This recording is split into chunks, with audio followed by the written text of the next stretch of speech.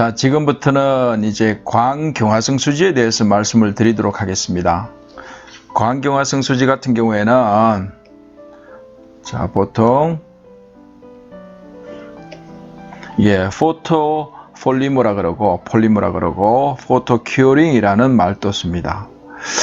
자, 그러면은 이제 우리가 3D 프린팅에 사용되는 어떤 액상 수지를, 액체 형태로 된 수지를 광을 조사해서 딱딱하게 굳히겠다는 겁니다. 우리가 익숙한 것은 뭐냐 하면은 이제 보통 열을 가하면은 용융이 되었다가 그 다음에 열을 이제 식히면은 딱딱해지는 이게 열가소성 수지를 여러분들이 누구나 다 지금 다 볼 수가 있습니다. 그런데 광을 조사하면은 경화되는 것은 여러분들이 참 보기가 힘듭니다. 왜냐하면은 광을 조사하면은 가시광선, 우리가 보는 영역은 이제 과시광선인데 이 영역에서는 이제 액체가 고체가 되고 이렇게 변하는 걸 잘 볼 수가 없습니다. 이미 다 이게 가시광선이 조사되어 가지고 액체로 있는 거는 그대로 있고 액체가 고체되는 거는 고체로 되었기 때문에 다 보기가 힘든데 이제 3D 프린팅에서는 이제 여기 우리가 지금 사용하는 영역, 우리가 볼 수 있는 영역이 800나노미터 파장대, 웨이브랭스가 800에서 400나노미터가 우리가 가시광선 영역입니다. 이 그림으로 보면은 이제 굉장히 작은 영역을 우리가 보고 있는 것입니다. 그 다음에 우리가 주로 쓰는 것은 여기 울트라바이올렛, UV도 있고, 그 다음에 엑스레이도 있고, 그 다음에 감마레이도 있고 이런 것들을 주로 씁니다. 여기에 있는 것들은 잘 사용 안 하고 그 다음에 파장대가 짧은 것들이 좀 정밀하게 제어하는 데 좋습니다. 그래서 여기에 있는 파장대를 주로 사용해서 3D 프린팅을 구사를 하고 있습니다. 자, 여기에서는 이제 자외선을 이용해 가지고 울트라바이올렛 빛을 이용해서 3D 프린팅 하는 작업의 사진을 보여주고 있습니다. 요거는 보면 어떻습니까? 위쪽에 어떤 조사하는 UV 조사하는 것이 없기 때문에 요거는 DLP 방식일 가능성이 높습니다. 요 밑에서 빛을 이렇게 어떤 형상을 이렇게 동시에 조사를 해서 레이어별로 하나씩 계속 여기에 있는 게 이제 광경화성 수지입니다. 경화성 수지. 영어로 하면은 이제 포토 폴리머라고 이렇게 이야기를 할 수가 있습니다. 이렇게 해서 하는 거고, 그러면은 광을 받으면은 어떻게 경화가 되는지를 과정을 약간 보여드리도록 하겠습니다. 자, 여기에는 이제 상용으로 팔고 있는 어떤 포토폴리머 레진이라고 있는데, 자, 포토폴리머는 두 가지로 구성되어 있습니다. 여기 포토 이니시에이트 광개시제라고 있고 그 다음에 모노머라는 게 있습니다. 광개시제라면 우리가 가게를 개시한다 그러면은 처음 연다는 거죠. 그러니까 광개시제면은 광을 받으면은 이제 제일 먼저 움직이기 시작한다는, 자기가 어떻게 시작을 한다는 의미입니다. 그 다음에 모노머 같은 경우에는 뭐냐면은 예를 들어서 폴리머로 보면은 폴리머는 C하고 그 다음에 H 염소라든지 뭐 질소 이런 걸로 다양하게 구현되어 있는데, 자, 폴리프로필렌 같으면은 PH 폴리에틸렌이죠. 에틸렌 같으면은 간단한 구조로 있습니다. 요거 하나로 구성되어 있습니다. 요걸 모노머라고 이야기를 합니다. 한글로 하면은 단위체 혹은 단량체라고도 이야기를 합니다. 요걸 이게 중화 과정이라고 폴리머라이제이션을 통하면은 이게 체인이 쭉 형성됩니다. 이게 폴리머 체인, 모노머가 쭉 체인이 연결됩니다. 그러면은 기본적으로 우리가 열가소성에는 수지는 이렇게 돼 있는데 어떤 형태를 이루려면은 체인의 형태로 돼야 되죠. 그러면은 빛을 받으면은 어떻게 광계시제에서 이런 체인이 모노머가 연결된다는 원리입니다. 자, 다시 보면은 여기에 까만색이 광계시제고 그 다음에 요 색이 모노머입니다. 단량체. 지금은 이렇게 각자 이렇게 있습니다. 빛을 받기 전에는. 근데 H뮤라는 거는 빛을 받는다는 소리입니다. 빛을 받으면은 여기 광계시제가 움직이기 시작해서 결국에는 이게 중화 과정이라고 폴리머라이제이션 과정을 거쳐 가지고 이 폴리머가 모노머가 이렇게 체인을 형성한다는 겁니다. 이렇게 형성함으로 인해서 이렇게 딱딱한 고체로 나올 수 있다는 겁니다. 이것도 에펠탑이 이렇게 실시간으로 쭉 올라오는 것인데 이것도 DLP 방식이라고 볼 수가 있습니다. 그 다음에 여기에는 광경화성 수지 혹은 감성수지, 빛을 받으면은 반응하는 수지로 해서 여기에는 이 문장을 보면은 많이 있습니다. 여기 보면은 감마레이가 있고 아까 앞장에서 말씀드린 감마레이가 있고 엑스레이가 있고 UV가 있고 그 다음에 일렉트론 빔, 전자빔도 있고 여러 가지가 이렇게 사용될 수가 있습니다.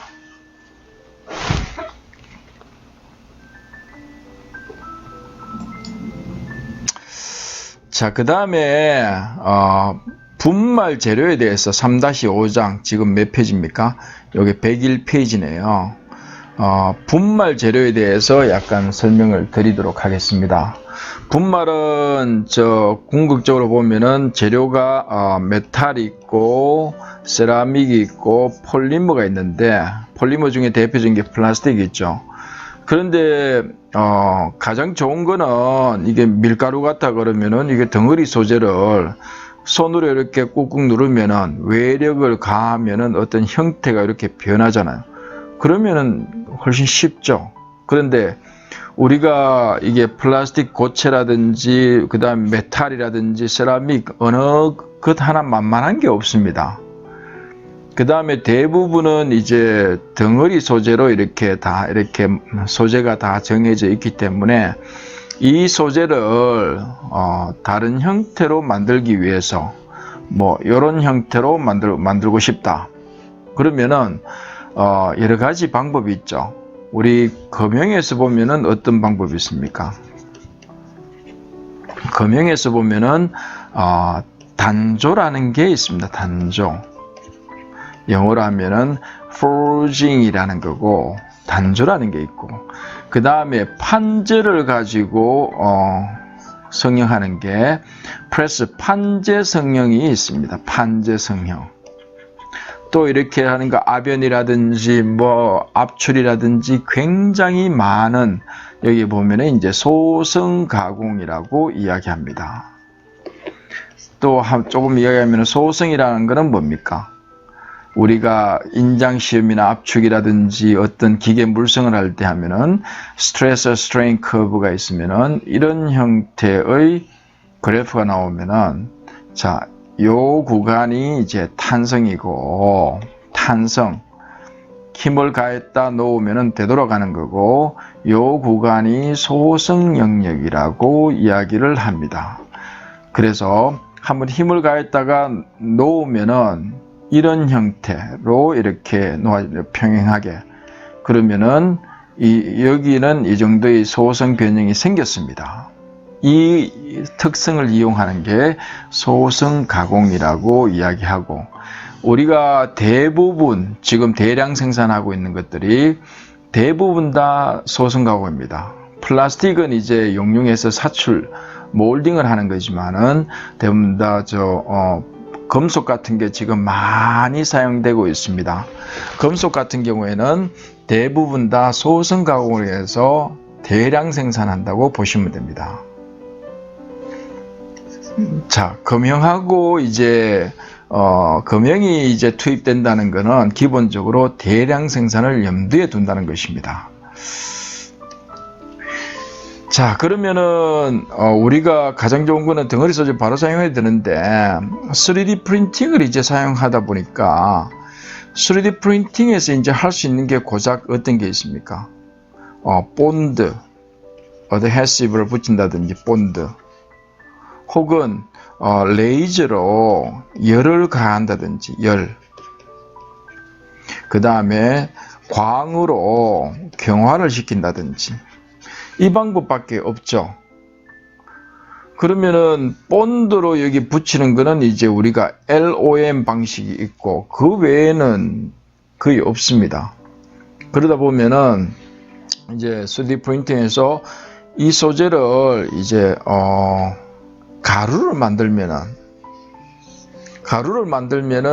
어떠한 이 형태를 3D 프린팅을 뽑아낼 수가 있죠. 3D 프린트를 통해서. 그러면은 이 가루를 만드는 것도 이게 만만치 않습니다. 가루를 만드는 방법은 어떤 게 있습니까? 다른 색깔로 좀 해보겠습니다. 자, 가루를 만든다. 우리가 제조할 때 보면은 두 가지 방법이 있었죠. 어떻게 있습니까? 물리적 방법이 있고 화학적 방법이 있습니다.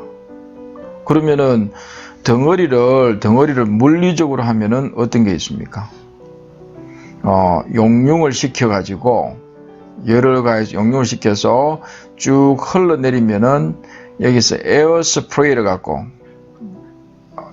아주 찬물이든 에어 스프레이 불어가지고 비산시켜서 만드는 방법, 분사 방법이 하나 있고, 그 다음에 물리적이면은 뭐 누구나 다 아는 거, 볼 밀링 있죠, 밀링.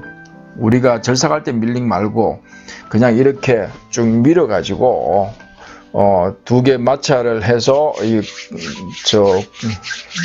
고체 소재를 가루로 만드는 거지. 우리가 모래를 만들듯이 그렇게 해서 밀링 방식이 있고, 화학 방식은 어떻습니까? 이거는 두 가지 방법이 있죠. 그냥 일반 화학으로 화학적 반응을 통해서 하는 게 있고, 그 다음에 전기적 방법, 전기하고 화학을 해서 전기화학적 방법으로 하는 게 있습니다. 보통 요 네 가지를 주로 사용을 합니다. 그렇게 해서 이 분말을 만듭니다. 자, 분말을 만들면은 이제 보통 이걸 덩어리로 만드는 방법은 대부분 이제 두 가지로 크게 나눌 수가 있는데, 자, 첫 번째 방법은 우리가 바인드를 넣는 겁니다. 자, 우리가 공학에서 바인드라고 하는 것은 어떤 우리가 공책을 페이퍼를 이렇게 쭉 묶는 것도 바인드 노트가 있죠. 그와 똑같이 낱개로 된 걸 이렇게 합치는 걸 바인드라고 합니다. 그럼 여기서 보면은 낱개로 된 분말을 하나의 덩어리로 만들겠다. 그러면은 우리가 밀가루를 보면은 반죽을 한다 그러면은 여기 밀가루 반죽에 물 넣죠. 물이 바인더가 되는 겁니다. 혹은 우리 3D 프린팅에서 밀가루가 아니다 그러면은 어떤 플라스틱이다, 혹은 모래다, 그러면 어때요? 모래 같은데 이제 바인더 붙이는 거, 접착제를 하면 되지, 바인더로서. 그 다음에 또 뭐가 있죠? 플라스틱 같은 경우에도 접착제를 할 수가 있고, 그렇게 해서 바인드를 하는 거, 바인드를 통해서 하는 거. 그 다음에 어떤 경우에는 금속 분말을 폴리머를 섞어 가지고 저용융증 메탈보다는 훨씬 폴리머가 온도가 낮기 때문에 그 용융성을 이용해서 FDM 타입 하는 것도 나와 있습니다. 하고 그 다음에 고열을 이용해서 순식간에 바로 녹여버리는 방법, 우리가 다 아는 거 SLS라든지 SLM이라든지 Selective Laser Sintering, 선택적으로 레이저로 소개를 한다. 그 다음에 Selective Laser Melting, SLS 다 이게 파생이 된 것입니다. 요 멜팅입니다, 멜팅. 그 다음에 방법이 이제 클레이딩 방식도 있지 않습니까? 이렇게 파우더를 분사하면서 레이저로 바로 조사해 가지고 계속 쭉 쌓아 올리는 거, 쌓아 올리는 방법들이 이렇게 두 가지로 이렇게 그림을 어떻게 설명하면 좋을까 싶어서 이렇게 해놨습니다. 그러면은 자, 이제 본드로 붙였다 그러면은 어때요? 자, 플라스틱을 본드로 붙이면은 이 같은 경우에는 파우더는 반드시 나중에 소결이라는 걸 결합을 해야만 이게 덩어리 소재가 되지, 어떤 강성을 유지하고 강도를 유지하는 덩어리가 되는데, 플라스틱을 하는 거는 같은 경우에는 대부분 그냥 관상용으로 보든지, 플라스틱을 쉽게 하기 위해서는 FDM 타입 하면 되죠. 그런데 FDM 타입 안 하고 하는 경우는 보통 주조에서 어떤 패턴, 목형 대용으로 사용할 때 사용할 수 있다는 겁니다. 그래서 그걸 좀 정리를 좀 해 두시면 될 것 같습니다. 자, 다음으로. 자, 그 다음에 이 장에서는 뭐냐면은, 파우더. 이게 파우더입니다. 파우더에서 어떤 바인드를 뿌려서 한 건지, 안 그러면은 레이저를 한 건지. 보통 제가 볼 때는 이게 플라스틱 분말 같은데, 요거는 접착제를 이렇게 도포로 해서 한 것 같습니다. 그러면은 이게 원리는 단순하지만은 향후에 이게 후처리 작업도 굉장히 중요합니다. 이 분말 속에 이놈을 끄집어내어서 이제 다 털어내고 어떤 피니싱이라 그러는데, 그런 거 하는 장치들이 또 많이 필요합니다.